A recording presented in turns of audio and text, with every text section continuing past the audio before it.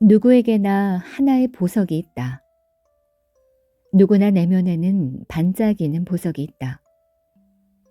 당신이 상대방의 보석에 눈길을 주면 이내 그 사람의 내부에서 빛이 흘러넘친다. 시기, 질투, 비교 등으로 단단하게 둘러싸인 벽을 뚫고 당신의 눈길이 통로를 만드는 것이다. 인생은 대우주의 파동을 타고 마치 파도처럼 움직인다. 살다 보면 기분이 좋을 때도 있고 왠지 모르게 기력이 떨어지면서 우울할 때도 있듯 파동은 작은 굴곡을 만들며 위를 향해 꾸준히 올라간다. 중요한 것은 무슨 일이 있든 스스로 행복하다고 느끼면 그 파동을 타고 더욱 행복해질 수 있다는 사실이다. 디양은 선정적으로 다운 증후군이었다. 30년도 더 전의 일이라서 그때만 해도 디양의 어머니는 다운 증후군에 걸린 아이를 본 적도 그에 관한 이야기를 들은 적도 없었다. 아기가 태어났는데 간호사가 아기를 바로 데려오지 않았다. 얼마 후 아기를 데려온 간호사는 침대 주위에 커튼부터 쳤다. 어머니는 병실에서 누군가의 침대 주위에 커튼을 치는 모습을 한 번도 본 적이 없었다. 이상하다는 생각이 들었지만 크게 신경 쓰지는 않았다. 아기는 묘한 느낌을 주었다. 젖을 먹을 기력도 없고 울음소리도 내지 않았다. 잠시 뒤 간호사가 들어오더니 조용히 아기를 데리고 다시 나갔다. 커튼은 그대로 쳐둔 상태였다. 그제야 어머니는 그것이 혼자 마음껏 울 수 있도록 한 간호사의 배려였다는 사실을 깨달았다. 하지만 울고 싶어도 눈물이 나오지 않았다. 무슨 일이 일어난 것인지 현실을 정확하게 파악할 수 없었다. 마음속으로 그 아이는 자신의 아기가 아니라고 부정하고만 싶었다. 오래 지나지 않아 남편과 의사를 통해 아이가 다운 증후군이라는 장애를 가지고 태어났다는 사실을 알게 됐다. 다운 증후군은 유전이 아니라 염색체의 조합에 이상이 있어서 발생하는 것이라는 설명도 들었다. 심장에 결함까지 있어 1년을 버티기가 어렵다고 했다. 설명을 모두 마친 뒤 의사는 이렇게 덧붙였다. 이 아이는 대개 보물입니다.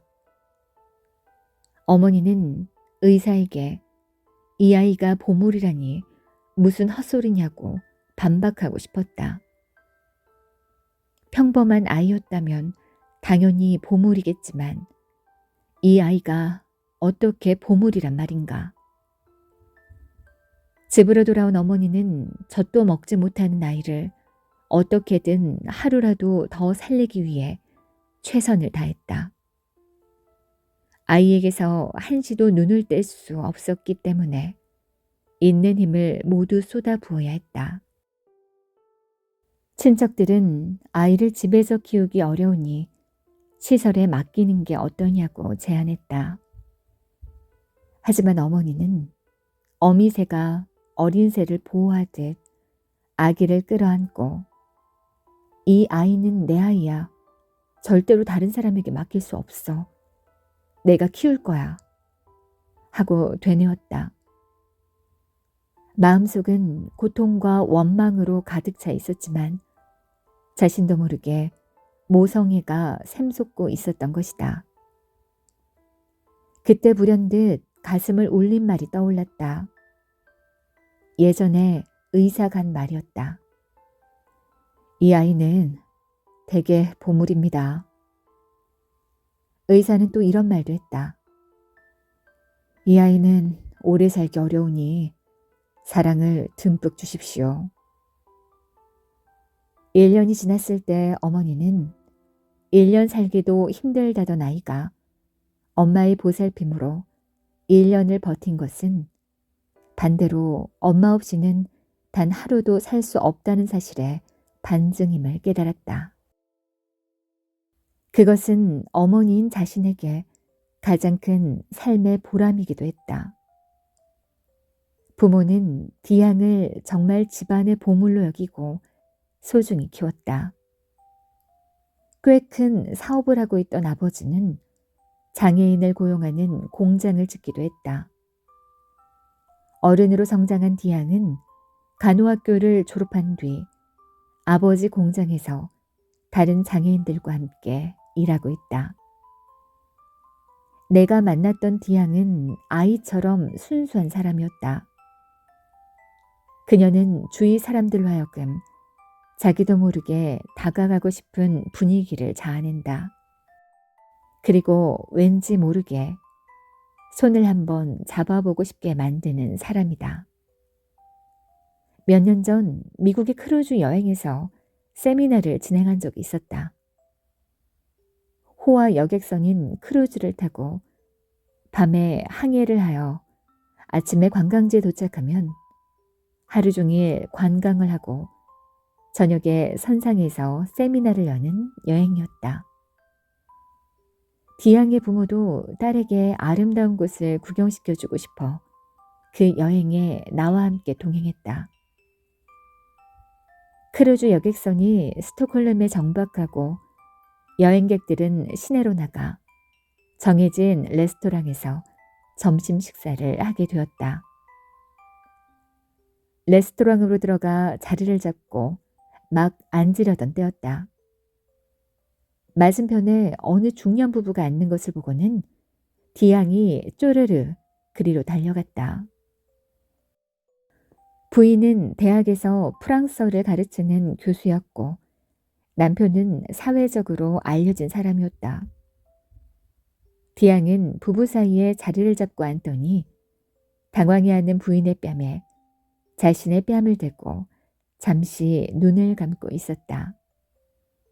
그러더니 이번에는 부인의 남편을 끌어안고 역시 뺨에 뺨을 대고 잠시 말없이 눈을 감고 있었다. 음식이 나오자 디양은 일행의 테이블로 돌아왔다. 나는 디양의 이상한 행동을 말없이 지켜보고만 있었다. 그런데 그때 갑자기 그 부인이 자리에서 일어나더니 밖으로 나가 바닷가 쪽으로 달려가기 시작했다. 그 뒤를 남편도 따라갔다. 둘의 모습은 이내 어디론가 사라져버렸다. 그날 저녁 세미나를 마친 뒤 그 부인이 나를 찾아와 놀라운 이야기를 들려주었다. 저희 부부는 결혼해서 아이도 두었지만 결혼 생활 내내 서로 마음이 맞지 않았어요. 그래서 마지막으로 대화를 나눠보자는 심정으로 이 크루즈 여행을 하게 되었답니다.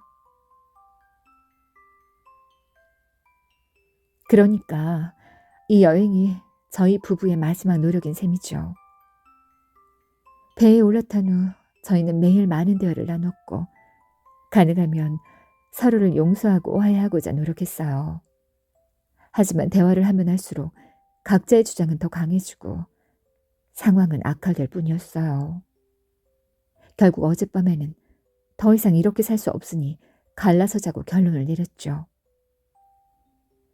나는 말없이 부인의 이야기에 귀를 기울였다. 그런데 오늘 점심을 먹으러 왔던 레스토랑에서 디양이 제게로 와 저를 끌어안았어요. 순간 이렇게 이기적인 나를 용서해주는 사람도 있겠구나. 순간 이렇게 이기적인 나를 용서해주는 사람도 있구나 하는 생각이 들었죠. 디양은 나를 인정해주고 용서해주고 받아들여준 거예요. 디양의 뺨에서 따뜻한 온기가 전달되어 제 몸 안으로 퍼져나가는 동안 차갑게 얼어있던 제 마음이 녹아내리기 시작했죠. 디양이 남편에게 다가가 그를 안아주었을 때 남편도 용서받았다는 사실을 알 수 있었어요. 제가 용서할 수 없던 남편을 거대한 우주는 용서해 주었다는 걸 말이에요. 디양이 저희에게 그런 마음을 전해준 거예요. 레스토랑에서 있었던 디양의 이상한 행동이 비로소 이해되었다. 저는 참을 수가 없었어요. 그래서 해변으로 달려나가 저의 냉정함과 이기심, 완고함을 모두 날려버릴 만큼 울었죠. 그러자 어느새 남편이 따라와 잠자코 제 옆에 앉더군요. 남편의 눈에서도 눈물이 흘러내렸어요. 울음을 그친 뒤 저희는 약속이나 한 것처럼 누가 먼저랄 것도 없이 서로에게 내가 잘못했어 라고 말했답니다. 그리고 결혼을 결심했을 때처럼 서로의 장점을 인정하며 살자고 말했어요. 그러고 나니 놀랍게도 남편의 장점이 다시 보였죠.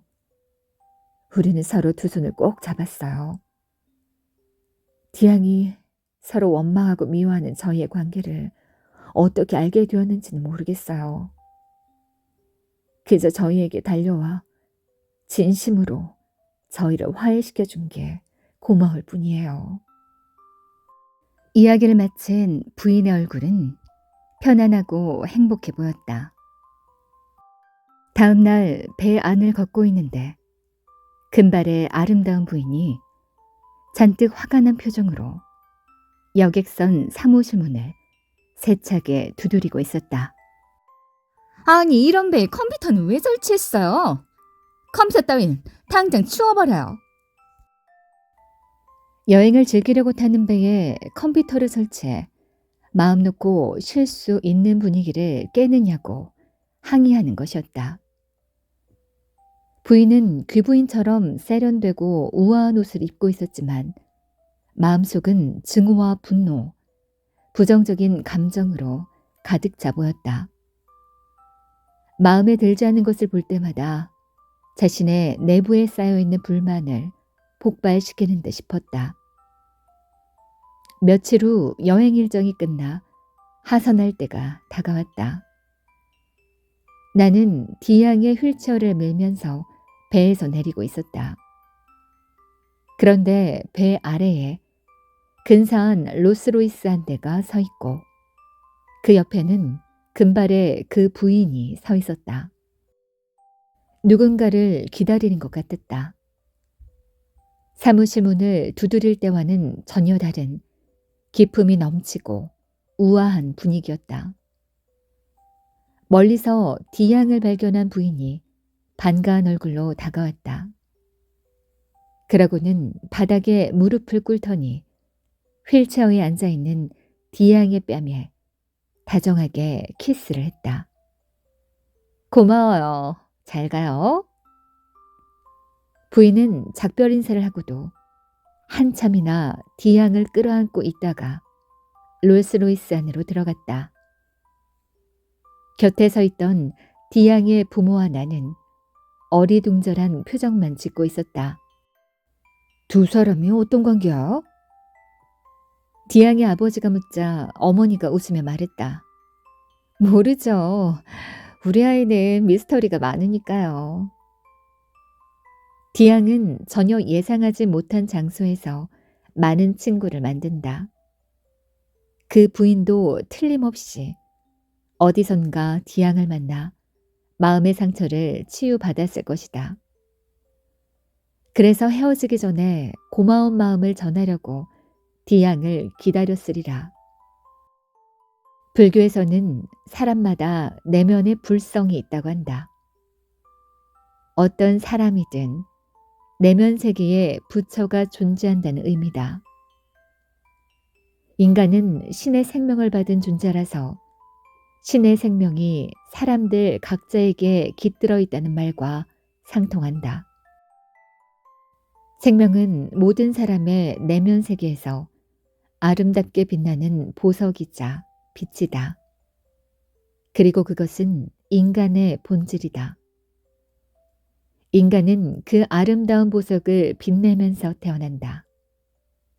그러나 성장하면서 자신을 보호하기 위해 주위에 바위 같은 벽을 만든다. 다른 사람의 시선을 두려워하고 스스로를 책망하며 완벽함을 추구하다 보면 벽은 더욱 단단해질 수밖에 없다. 그 벽 안에는 빛이 존재하지만 단단하고 두꺼운 벽 때문에 밖으로 새어나오지 못한다. 그렇다면 사람 안에 존재하는 빛을 이끌어낼 방법은 없을까? 당연히 있다. 자신이 대하는 사람들의 장점을 보는 것이다. 개개인의 장점이 곧 각자의 보석이기 때문이다. 상대방의 내면 세계에 있는 보석에 눈길을 주면 내부에서 빛이 흘러나온다. 당신의 눈길이 보석을 둘러싸고 있는 단단한 벽을 뚫고 통로를 만들면 상대방의 내부에서 아름다운 빛이 흘러나오는 것이다. 그런데 디앙에게서는 처음부터 그런 단단한 벽을 찾아볼 수가 없었다. 디앙은 어린아이의 순수함 그 자체였고 이런 점이 아마도 무수한 사람들에게 감동을 주었으리라.